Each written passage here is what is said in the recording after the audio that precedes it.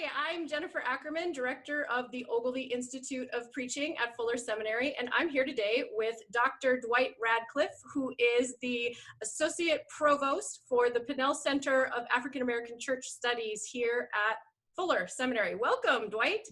Hi, Jennifer. Thanks for having me. Thanks for having me. Yeah, thanks for talking with us today. So Dwight and I have been talking about the particular needs and issues on the church as a whole right now, on church leaders, on pastors, as we're trying to lead during this COVID-19 pandemic. And so, Dwight, I'm wondering, what are some of the top things on your mind as you're talking with church leaders and trying to be a leader through this time? Yeah, I think the one thing that many of my colleagues, my peers have had to do is allow themselves, first and foremost, to have some grace. None of us have ever, I mean, it's a catchphrase now, but none of us have ever pastored through a pandemic. So just kind of giving everybody grace enough to try to figure out what's best. But I think as I've been having smaller conversations with them, I've come up with like three kind of major areas that I think I kind of grouped all of my conversations into. All of the conversations, once we get past, how long is COVID going to last? Are we looking at a second wave? Once we get past those conversations of whether or not our communities, especially with African American communities and people of color, once we get past the disparaging rates in disproportionate rates in healthcare and just systemic issues, when it comes to actually like, how do I now do this? It seems like many of the concerns fall into like one of those three categories. So that's where I've been. And what are those three categories? You want to name them for us? Absolutely. So for me, I've noticed that the three concerns that keep coming up are financial, theological, and technical. So when I say financial, I want to make sure I'm really careful with how I word this, because I don't want the soundbite to get out that, oh my God, pastors are only worried about money. That's not it at all. But many of the pastors that I know employ staff. They literally are in charge of making sure that other people are able to take care of their families and their own needs. So when the stay-at-home orders here in the greater Los Angeles area first started coming through, many people were worried culturally whether or not they would be able to raise the tithe and the offering that they needed to make their budget. And not from a sense of, so I can have all this money, but from the sense of, I've got musicians that if we're not physically having service, or if I'm broadcasting from home, I don't technically use these musicians, but am I still going to pay them? Maybe you've got office staff or part-time staff or janitorial staff or whatever the case is, and you don't want to become a drain on the system as much as you can be a source of assistance during times like this. During times of pandemic or worry, I think many people come to the church. They're looking for the church to have not just the theological answers, but to really have some resources. And so in our small church, there have been a couple of people who have lost all of their income completely or have been furloughed, some to the extent of they've been furloughed temporarily. Some have been asked to pick 2 or 3 weeks out of the year that they're just going to take voluntarily. So we've got people running the gambit, and then those that have just kept their income. But we want to make sure that we're able to keep our staff paid. We want to make sure that we're able to help members of our church and members of our larger community that need assistance too. So the financial concern is big. It's will we be able to sustain ourselves? And then when you look at, I keep throwing around the word disproportionate, but then when you look at the disproportionate dispersion of the PPP loans, the payroll protection plan, and how minority churches are getting almost none of that money, it really then becomes important again that churches are able to sustain themselves to be a source of help for their communities and for their staff. And so that's like the financial piece, if that makes sense. Definitely. And is there an example of something that you and your leadership team at your church have been talking about for ways to help with that in particular? Yeah. So without delving to the second category yet, I think the practical thing for me and our church has been making sure, first and foremost, we've noticed in our church, we had noticed a trend over the last maybe 3 years because we had been introducing online giving and electronic giving anyway. So we had noticed a trend over the last 3 to 4 years of a steady increase in the percentage of people that were giving online or electronically versus those who were giving with, checks and envelopes. So I don't know if we felt it as much as maybe some other congregations who are still used to doing checks and envelopes. But we still did notice a slight decline. So it was a matter of making sure that we were clear in what we were asking, that if you have been furloughed or if you've lost your income, then we're not talking to you. But those that have been able to sustain their income, we're asking for you to be consistent in your giving so that we can do A, B, C, and D, and making sure that we keep articulating that there's not a single person, part-time staff or musician that has missed their check from our church, that we've been able to keep everybody going, which then helps them also take care of their families and be contributors to their community, as opposed to maybe somebody that was in need of more help. So that's been big for us, but not to segue too quickly, but it's been an issue of faith. Absolutely. Well, no, I think that is a good segue to your second point. Let's hear what you're thinking about there. Yeah.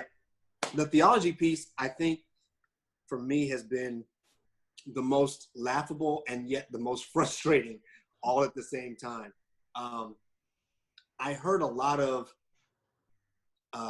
Pentecostal theology that, hey, we cast the devil out and, we're going to plead the blood of Jesus and, no corona is going to come near, just a lot of bad theology in some of these non-denominational Pentecostal and even some of just the larger Black tradition. I just heard a lot of bad theology. And I think some of the things that I kept saying, well, if we're talking about pleading the blood, if we're referring to Passover, you do remember that during Passover, you were required to stay in the house. So there's a theological thought there. And so it was just a lot of people that began to play around loosely with scripture to kind of reinforce their model of gathering physically together. Our church was one of the churches that were in that first wave of churches and leadership that said, we're just not going to take the risk. The risk is just not worth it. And so we were in that first wave. That first Sunday, it was awkward for us. It was different. It was challenging. I had to specifically address our members and our people to explain to them why we were doing what we were doing. To really explain to them that really what it comes down to is if we have to err on the side of people's safety and our comfort in gathering physically, I'm going to go ahead and err on the side of caution. Gathering, I think we understand theologically that we should gather together physically as often as we can, but not being able to gather physically doesn't stop us from being the body of Christ. It doesn't stop us from being church. It doesn't stop us from being instruments of the Holy Spirit. I mean, none of that ceases just because we can't physically gather right now. And so I think that there was just a lot of bad theology out there about, the government's trying to shut down my church. No, the government's trying to keep us from spreading a contagious virus. So I think once we got past the bad theology, it was really important for us to know that we're doing this to help the people that we say we're trying to serve. It wasn't an attack on the church. It wasn't an attack on the church any more than it was an attack on small businesses, any more than it was an attack on certain types of businesses, any more than it was an attack on non-essential businesses. I mean, come on, we could go on and on.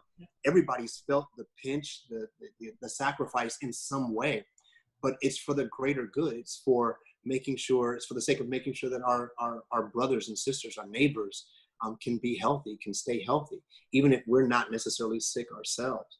So the theology piece, once we got past, this isn't an act of Satan attacking the church, but this is really about how do we find ways of being the church under this context, under these conditions.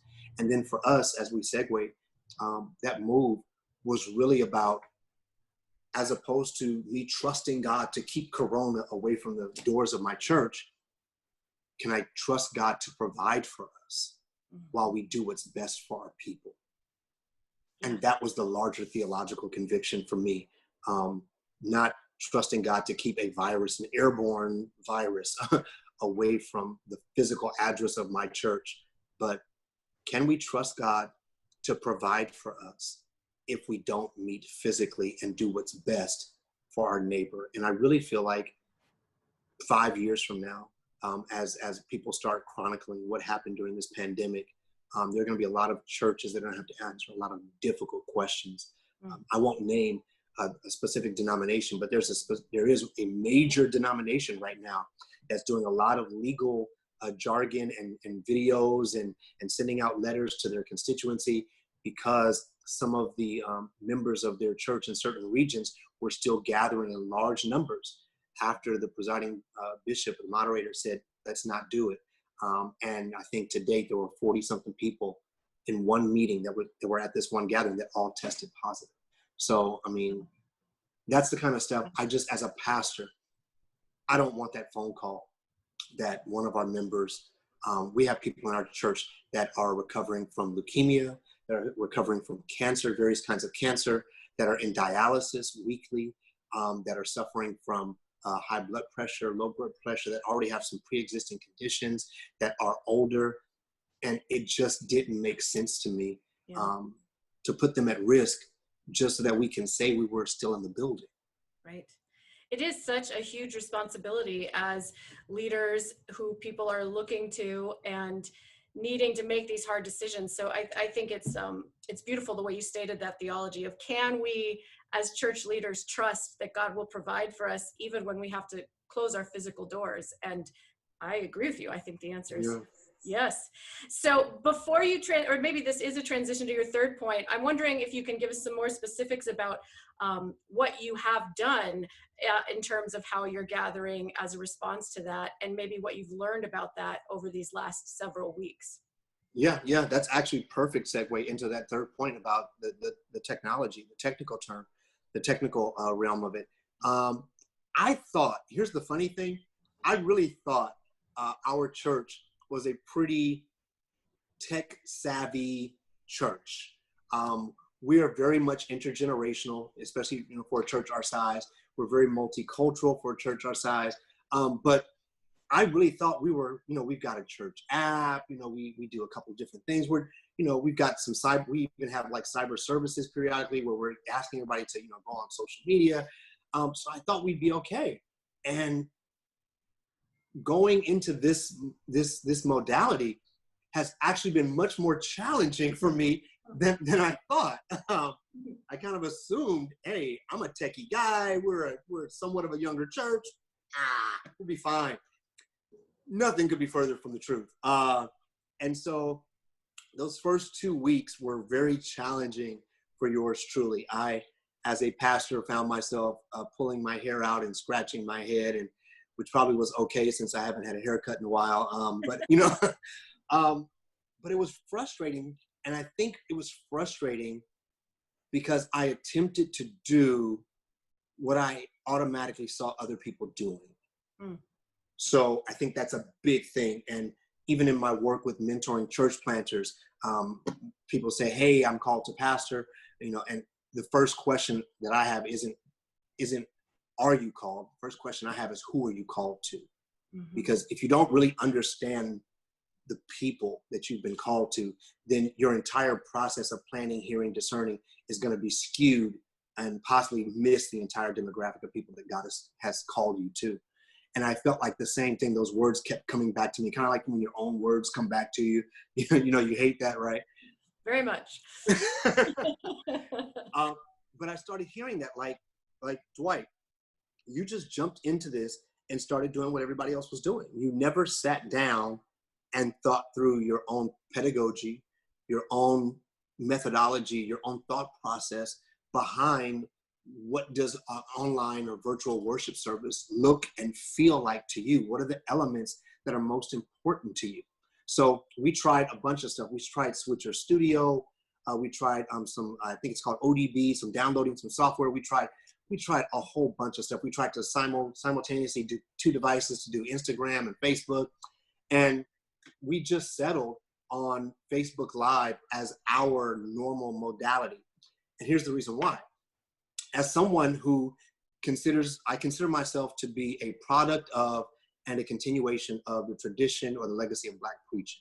So Black preaching as a specific, distinctive history and narrative has never been about rhetoric for the sake of rhetoric, for the sake of making philosophical points or proving a philosophical point. That's more of maybe a Western or European approach in some ways, birthed out of Plato, Socrates. But Black preaching as a narrative and as a history, as a tradition, has always been about engaging your audience, your community, has always been about interaction, whether we're talking about call or response or the melodic nature of the preaching tone. It's always been about engaging your audience, engaging your congregation, and about narrative and storytelling. So for me, I tried to do a recording one weekend. I ended up preaching that sermon 3 times. I preached it Saturday night, I preached it early Sunday morning, and then I just finally scratched both of them and went with the live thing. I tried the Switcher Studio piece, I tried the ODB, and for me, the reason why I've settled on Facebook Live is because even with the delay, when you've done Facebook Live, there's a delay between when you've said it and when people's responses come through. Mm-hmm. But even with the delayed response, I've changed my delivery patterns and my delivery rhythms to engage people. So I've got people that are actually typing during the message, they're giving thumbs up or hearts, and I'm actually engaging them. And so that sense of engagement, even with I think 30 to 60 second delay, is still allowed me to feel the connection of my audience, and has allowed our congregation to also feel that same connection with the preached message. So for instance, this past Sunday, there was a section of my sermon where I was saying that, one of the things that we learned from Elijah, as he declares, there will be no more rain until I say so. There's no biblical record that God told Elijah to say that. Elijah said that by faith. And so I was challenging our people. What are the things that you feel that God is really pressing on your heart, or the things that you've been praying passionately about that you need to begin to declare? And so I set it up in a way where I wanted them to start typing out the things that they wanted to see. But I purposely constructed my setup so that as I introduced it and told them what I wanted to do, I then went and started I went on about a 2-minute example, diatribe or whatever, of kind of giving them examples. And so by the time I had finished my examples, they had heard the instruction and they had begun. And so I went back every Sunday. I go back through the comment section. I try to respond and reply to people. Again, this sense of engagement, right? Yeah. And I think we had twice as many comments this past Sunday as any other Sunday. But it's because I've settled into a modality that is true to my calling, that is true to the essence of how I feel I need to engage with my audience in preaching. Yeah. But that may not be true for every preacher. Right. Let me just pause here to get down to some brass tacks to make sure everybody understands what you've just described, because I think one of the things we are advocating out of the Ogilvy Institute is that however you're preaching right now, try to find ways to build in some kind of interactive engagement. Even if you're pre-recording your sermon, what can you do to really help people be interacting with the word you're preaching, which is exactly what you just described. So on Facebook Live, you're the only one they can see or hear, but people respond to you through the chat. Is that right? They respond through the chat and through the emojis or the little icons. Yeah. And but you, for your part, you have now learned how to actually prepare enough, because I know that you're an extemporaneous type of preacher. You're not like reading from a manuscript, but you've planned it in your sort of loose outline to allow for time for people to respond and build that in. So you've shifted your kind of general template for your sermon a little bit. Is that right? Absolutely. And it will surprise you, as it surprises others, how much of a manuscript preacher I actually am. I just hide it very, very well. You do hide it very well, yeah. But yeah, I've built it into my timing. There are moments within the sermon where engagement and feedback is not just implied, but it is very explicit. I'll say, if this is you, if you've been here before, give me a thumbs up. If this is something that you've experienced before, and then I make sure that, again, it's the crafting of it, right? I give the instruction, then I come back and expand my explanation of it to give people a chance to react. And then I can actually see the reactions happening in almost a delayed real-time event. But yeah, I've crafted my sermons, my preaching method, my rhythm, my cadence, everything now is built to delay and expect and look for feedback. Yeah, that's a great model. And then you also have the opportunity, I think you said, to follow up later on, because you can't be preaching and typing and all of that all at one time, but you can track as well as possible in the moment and then continue to follow up later. Yeah. I try not to. I don't think I've ever. Yeah, I don't think I type too much in the moment, but I do. But I do read. So like this past Sunday, as I was explaining, when I was asking people to kind of type out just general areas that they're really believing God for, that they needed to really declare, by the time they started typing, I was done with my riff on the things, and their things started coming up. And so then I started reinforcing and calling out the things that they called out.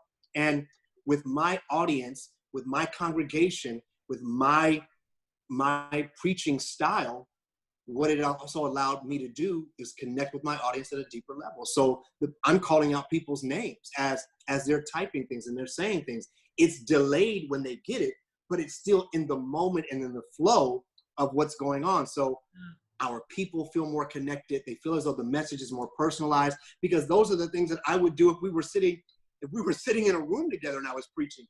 I would probably reach out to people's names, or I would use, in that part, I am very extemporaneous. Yes. Yeah. Well, I think it's a fantastic example that, like you say, needs to be, we don't want everybody to go out and repeat exactly this if it doesn't work for your modality, for the methodology, the pedagogy that's going to fit your congregation. You need to find the right modality, but that way of still creating some sort of dialogue in the African American tradition is what you've been able to do. Yeah. And again, I want to affirm and reiterate what you said. I'm not looking for everybody to do what I did.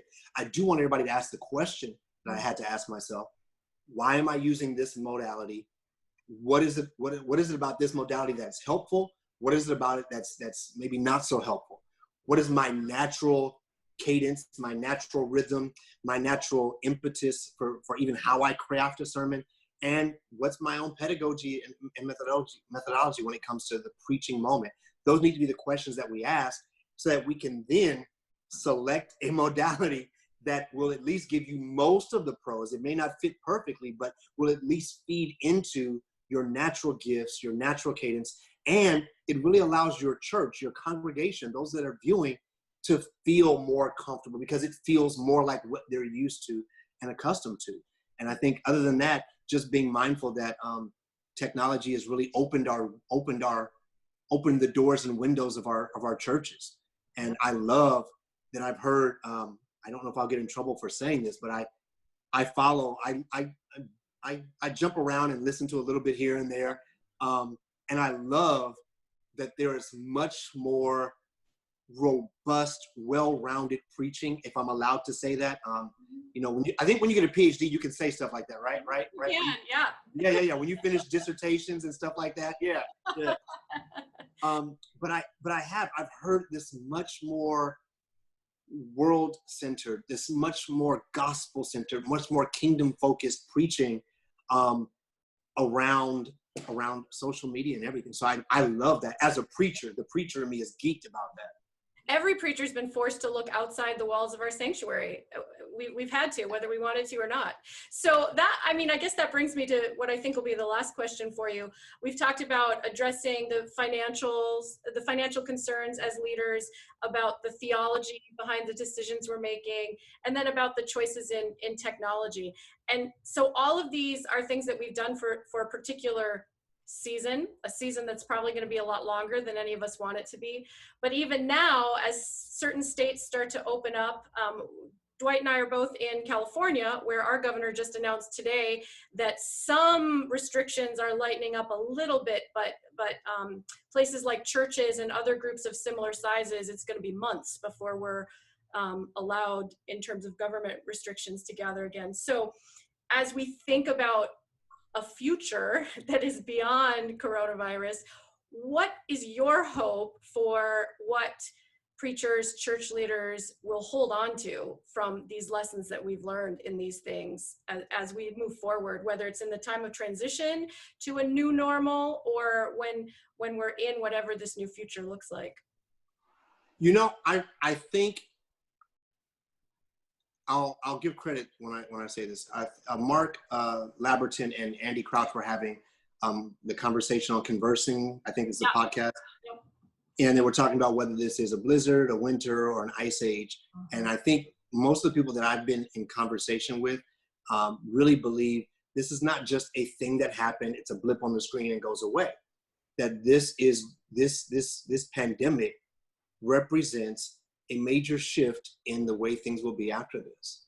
And the cat is kind of out of the bag in a lot of ways. So I know several employees in our church who, when the stay-at-home order first went in, they said, see, I told my boss I could do this job from home, right? And so there's going to be a lot of employers that are going to have to reevaluate, like, man, should I change this? And now most of them, though, are like begging for the businesses to open so they can get out of the house.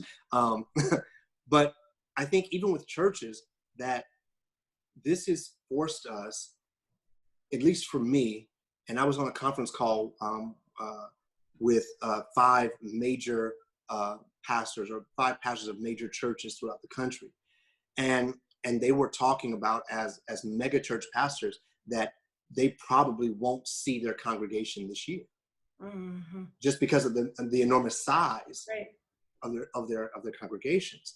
And so we began to dialogue a little bit. They were dialoguing, and I've had some conversation about what does this mean for the church going forward?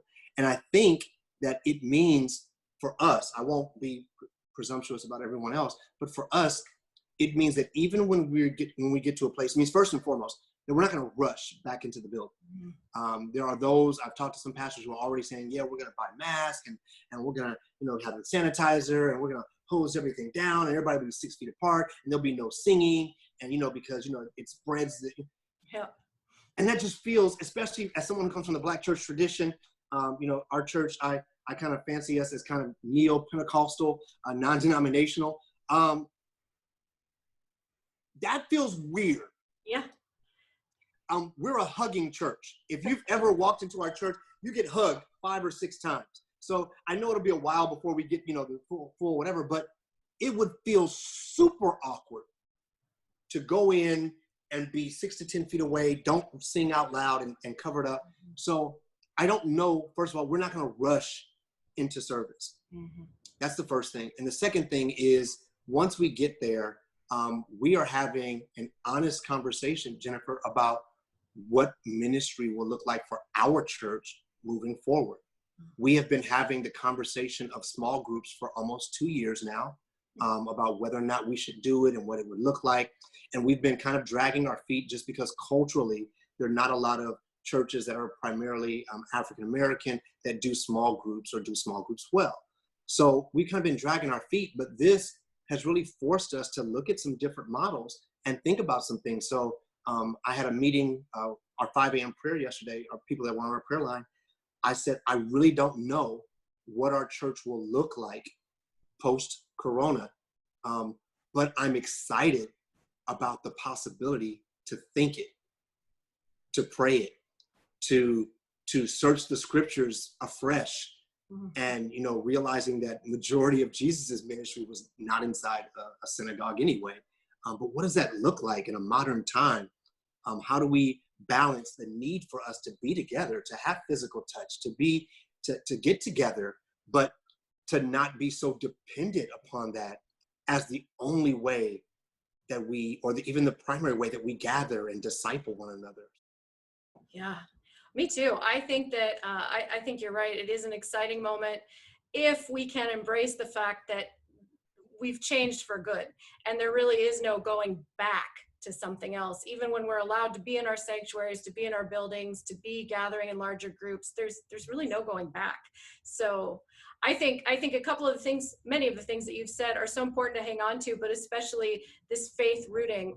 Where are we looking to God to provide, and who is God calling us to serve? I think are two of the key things that you've talked about, guiding all your steps, and to be prayerful about what this is going to look like, and confess that we don't know. So it's the Yeah. time to go through it together for sure.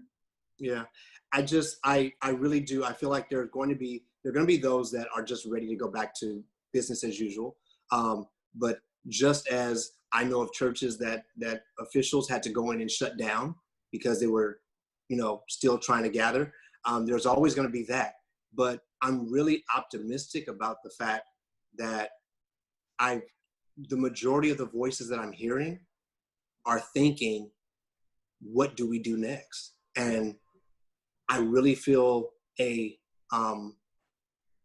not to be too deep, but I'll definitely reveal my Pentecostal roots here. With Pentecost Sunday coming up at the end of the month, what would it mean for the church to take the month of May to sincerely pray and ask God for direction and boldness to witness? Mm-hmm. And what if come June, come the last Sunday of this month, that the Spirit of God would begin to release just fresh revelation that would empower us to go into this new world in the very same way, right? The disciples were released into the world to preach the gospel everywhere.